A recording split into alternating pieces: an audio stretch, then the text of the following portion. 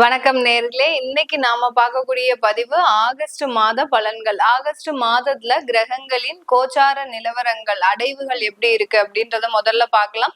மிதுன ராசியில குருவும் சுக்கிரனும், கடக ராசியில சூரியனும் புதனும், அடுத்து சிம்ம ராசியில கேது பகவான், கன்னி ராசியில செவ்வாய் பகவான், கும்ப ராசியில ராகு பகவான், மீன ராசியில சனி பகவான் வக்ரத்தன்மையோட இருக்கிறார். மாதத்தின் தொடக்கத்துல பாத்தீங்கன்னா புதன் பகவான் வக்ரத்தன்மையோட தான் இருக்கிறார். அவர் வக்ர நிவர்த்தி அடைகின்ற நேரம் பாத்தீங்கன்னா 12ஆம் தேதி ஆகஸ்ட் மாதம் வக்ர நிவர்த்தி பெறுகிறார். அடுத்து சூரியன் ஆகப்பட்டவர் தமிழ் மாதத்திற்கு பயிற்சி ஆகிறார். அது 17ஆம் தேதி ஆகஸ்ட் மாதம் அந்த சூரியன் ஆகப்பட்டவர் கடக ராசியிலிருந்து தன்னுடைய சொந்த வீடான சிம்ம ராசிக்கு பயிற்சி ஆகிறார். 21ஆம் தேதி ஆகஸ்ட் மாதம் அந்த சுக்கிரன் ஆகப்பட்டவர் மிதுன ராசியிலிருந்து கடக ராசிக்கு பயிற்சியாகி வருகிறார். மாதத்தின் இறுதியில் 31ஆம் தேதி ஆகஸ்ட் மாதம் புதன் பகவான் கடக ராசியிலிருந்து சிம்ம ராசிக்கு பயிற்சியாகி வர்றார். இதுதான் இந்த கோச்சார கிரகங்களின் நிலவரங்கள் இந்த ஆகஸ்ட் மாதத்துல. இது ஒவ்வொரு ராசி என்பர்களுக்கும் என்ன மாதிரியான பலன்களை கொடுக்க போகுது, இந்த மாற்றத்தினால உங்களுக்கு என்னென்ன ஒரு அமைப்புகள்லாம் கூடி வரப்போகுது, இந்த மாதத்துல நீங்க வழிபட வேண்டிய தெய்வங்கள் பத்தி நம்ம இந்த பதிவுல டீடைல்டா பார்க்க போறோம். இந்த சேனல்ல முதன்முறையா பாக்குறீங்கன்னா சப்ஸ்கிரைப் பண்ணிக்கோங்க, பெல் பட்டன்ல ஆல் ஆப்ஷன் சூஸ் பண்ணிக்கோங்க. மகர ராசி என்பர்கள் ரொம்பவே எளிமையான நபர்கள், உழைக்கக்கூடிய ஒரு நபர்களும் கூட. அதே சமயத்துல தான் உண்டு தன் வேலை உண்டுன்னு பயணிக்கக்கூடியவர்கள் மகர ராசி என்பர்கள். அப்படி இருக்கக்கூடிய இந்த மகர ராசி என்பர்களுக்கு ஆகஸ்ட் மாதத்துல பாத்தீங்கன்னா சில வேலை சம்பந்தப்பட்ட ஒரு ப்ரெஷர் தாங்காம எப்படியாவது வேலையை விட்டு நின்றணும். நல்ல ஒரு மிடில் ஏஜ்ல வேலை பாக்குறீங்க, ஒரு 45-50 வயசுக்குள்ள வேலை பாக்குறீங்க அப்படின்றவங்களுக்கு எல்லாம் பாத்தீங்கன்னா இந்த வேலையை விட்டு நம்ம பெர்மனண்டா நின்றணும் அப்படின்ற ஒரு எண்ணம்லாம் இருக்கும் கடந்த 2 மாதத்துல. அதெல்லாத்தையுமே இந்த காலகட்டம் நிறைவேற்றக்கூடிய ஒரு நேரமாக இருக்கும். வேலை விடுறதுக்கு முன்னாடி ரொம்ப யோசிச்சுக்கோங்க, உங்களுடைய ஜாதகத்தையும் பார்த்துக்கோங்க. ஏன்னா மகர ராசி என்பர்கள் 7.5 சனியின் பிடியிலிருந்து இப்பதான் கொஞ்சம் கொஞ்சமா மீண்டு வந்துட்டு இருக்கிறீங்க. இப்போ அந்த வேலையை விடணும் அப்படின்னு யோசிக்கும் போது அதுல ஏதாவது ஒரு தவறுதலான முடிவுகள் இருக்கிறதுக்கும் வாய்ப்புகள் அதிகமா இருக்கு. கோச்சார நிலவரப்படி உங்களுக்கு கிரகங்கள் அதை அனுமதித்தாலும், கோச்சாரம்ன்றது தற்காலிக சூழ்நிலை மட்டும்தான். அதனால அந்த மாதிரியான ஒரு அமைப்புகளை உங்களுக்கு அனுமதிச்சாலும் அது நிரந்தர மாற்றத்துல ஏதாவது ஒரு பாதிப்பை உங்களுக்கு கண்டிப்பா கொடுக்கும். அதனால இந்த மகர ராசி என்பர்கள் வேலையை விடும்போது நிறைய ஒரு யோசிச்சுட்டு முடிவெடுக்கிறது நல்லது. அடுத்து தொழில் சம்பந்தப்பட்ட ஒரு விஷயங்கள்ல நிறைய பண வரவுகள் அதிகரிக்கக்கூடிய ஒரு நேரம். உங்களுடைய 8ஆம் இடத்துல இருக்கக்கூடிய அந்த கேது பகவான் அந்த தொழில்ல நிறைய கடன்களை கொடுத்தாலும், நிறைய வழக்குகளை கொடுத்தாலும் அந்த இடத்துல பாத்தீங்கன்னா இந்த தொழில் சம்பந்தப்பட்ட வருமானங்கள்ன்றது அதிகரிக்கக்கூடிய ஒரு நேரமாக இருக்கும். அந்த வருமானத்தின் மூலமாக கடன்களை அடைப்பதற்கும் இந்த மகர ராசி என்பர்கள் அதிக பிரயத்தனம் எடுக்கக்கூடிய ஒரு மாதம். அந்த தொழில முன்னேற்றத்துக்கு ஒரு பெரிய பிரயத்தனம் எடுத்தாலும் அந்த கடனை அடைப்பதற்கும் அதிகப்படியான ஒரு பிரயத்தனத்தை இந்த மகர ராசி என்பர்கள் இந்த மாதத்துல எடுக்கக்கூடிய ஒரு நேரமாக இருக்கும். உங்களுடைய 7ஆம் இடத்துல இருக்கக்கூடிய அந்த சூரியன் புதன் அப்படின்ற இருக்கக்கூடிய அந்த கிரகங்கள் உங்களுக்கு ஒரு வலுவான ஒரு சூழ்நிலையை வெளிநாட்டுல ஏற்படுத்தக்கூடிய ஒரு நேரம். ஒரு ஸ்திரத்தன்மை, இதனால் வரைக்கும் வெளிநாட்டுல ஒரு ஸ்திரத்தன்மை இல்லாமல், ஒரு நிரந்தர ஒரு வேலை வாய்ப்பு இல்லாமல், நிரந்தர ஒரு வருமானம் இல்லாமல் ஒரு பார்ட் டைமா நீங்க வேலை பார்த்துட்டு இருப்பீங்க. அந்த பார்ட் டைம் ஜாப் எல்லாம் பாத்தீங்கன்னா இப்போ நிரந்தரமாகுவதற்கு உண்டான ஒரு நேரமாக தான் இந்த மகர ராசி என்பர்களுக்கு இருக்க போகுது. அதனால வெளிநாடு சம்பந்தப்பட்ட முயற்சிகள்ல ஒரு ஸ்திரத்தன்மையை கொடுக்கக்கூடிய ஒரு மாதமாக தான் இந்த மாதம் இருக்க போகுது இந்த ராசி என்பர்களுக்கு. உங்களுடைய 6ஆம் இடத்துல குருவும் சுக்கிரனும் இருக்கிறதுனால 6ஆம் இடத்துல இருக்கக்கூடிய அந்த குருவும் சுக்கிரனும் அதிகப்படியான கடன் வரவுகளை கொடுக்கறதுக்கு உண்டான ஒரு நேரம். ஒரு இடத்துல நீங்க கடனை குறைக்கிறதுக்கு முயற்சி எடுத்தாலும், பிரயத்தனம் எடுத்தாலும், இன்னொரு இடத்தின் மூலமாக கடன்கள்ன்றது உங்களுக்கு இடைவிடாமல் வந்து கொண்டே இருக்கக்கூடிய ஒரு நேரமாக இருக்கும். ஒரு இஎம்ஐ முடிச்சோடனே இன்னொரு இஎம்ஐ உங்களுக்கு ஸ்டார்ட் ஆக போகுது. அதுதான் அந்த இடத்தினுடைய ஒரு பலன்கள். உங்களுடைய 6ஆம் இடத்துல இருக்கக்கூடிய அந்த குருவும் சுக்கிரனும் சேர்ந்து பாத்தீங்கன்னா ஒரு சிம்பிளா சொல்ல போனா ஒரு இஎம்ஐ முடிஞ்ச உடனே இன்னொரு இஎம்ஐ ஸ்டார்ட் ஆகிறதுக்கு உண்டான ஒரு வாய்ப்பா இருக்கும்.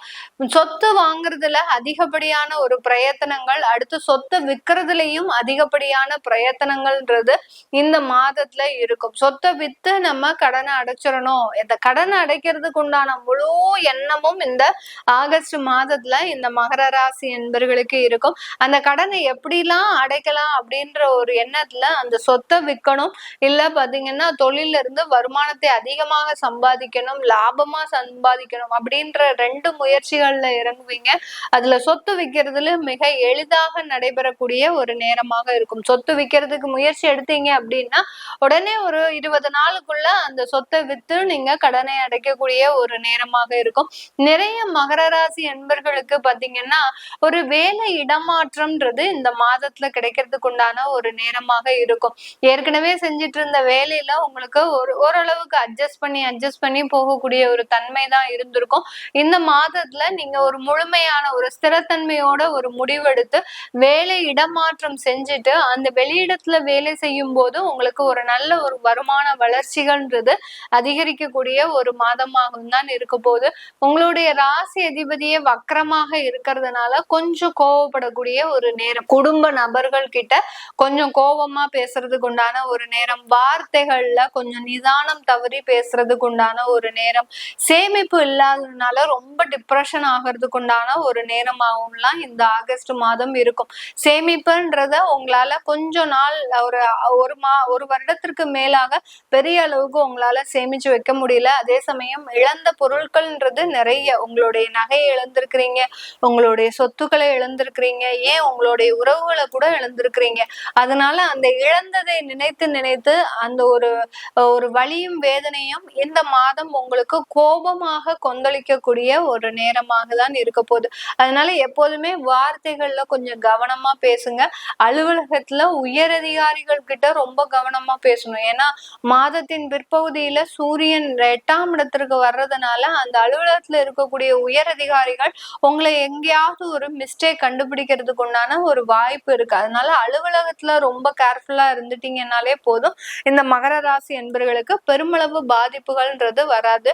உங்களுடைய 9ஆம் இடத்துல இருக்கக்கூடிய அந்த செவ்வாயாகப்பட்டவர் அந்த தந்தை வழி உறவுகள்ல நல்ல ஒரு புரிந்துணர்வு, இதனால் வரைக்கும் தந்தை கூட ரொம்ப ஒரு தகராறாவே இருந்திருக்கும். தந்தைக்கும் இவங்களுக்கும் பாத்தீங்கன்னா பெருமளவு ஒரு நல்ல ஒரு நட்புறவுன்றது இருந்திருக்காது. இப்போ அப்பாதான் உலகம், அப்பாதான் எல்லாமே அப்படின்னு சொல்லக்கூடிய அளவிற்கு அந்த தந்தை வழி உறவுகள்ல நல்ல ஒரு சப்போர்ட், நல்ல ஒரு ஒத்துழைப்பு எல்லாமே கிடைக்கிறதுக்கு உண்டான ஒரு நேரமாக தான் இந்த மகர ராசி என்பர்களுக்கு இருக்க போது.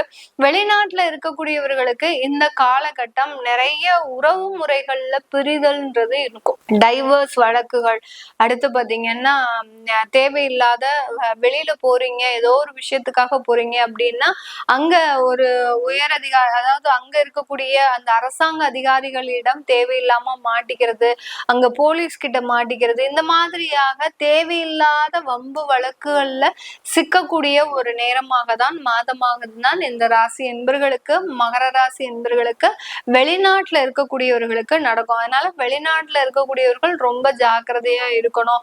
நீங்க போகிற இடத்துல எல்லாம் உங்களுடைய டாக்குமெண்ட்ஸ் எல்லாம் கரெக்டா வச்சுக்கணும். ஏன்னா உங்களுடைய மகர ராசி என்பர்களினுடைய 6ஆம் வீட்டு அதிபதியாகப்பட்ட அந்த புதனாகப்பட்டவர் மாதத்தின் பிற்பகுதியில 8ஆம் இடத்திற்கு வர்றதுனால அந்த நீங்க வெளிநாட்டுல இருக்கிறதுக்கு உண்டான டாக்குமெண்ட்ஸ் எல்லாம் கொஞ்சம் நீங்க கரெக்டா வச்சிருக்கணும். எப்போ எந்த இடத்துக்கு போனாலும் அந்த வெளிநாட்டுல இருப்பதற்கு உண்டான ஒரு டாக்குமெண்ட்ஸ கையில எடுத்துக்கிட்டே போங்க. கார் ஓடுறீங்க அப்படின்னா அங்க காருக்கு உண்டான டிரைவிங் லைசன்ஸ் வச்சுக்கோங்க. நீங்க அதாவது என்ன சொல்றது, அதிகப்படியாக எல்லாத்தையுமே மறந்துடுவீங்க. உங்களுடைய வேலை பிரஷர் மூலமாக சரி, ஏதோ ஒரு டென்ஷன்னால சரி, நிறைய விஷயங்களை மறந்துகிட்டே இருப்பீங்க.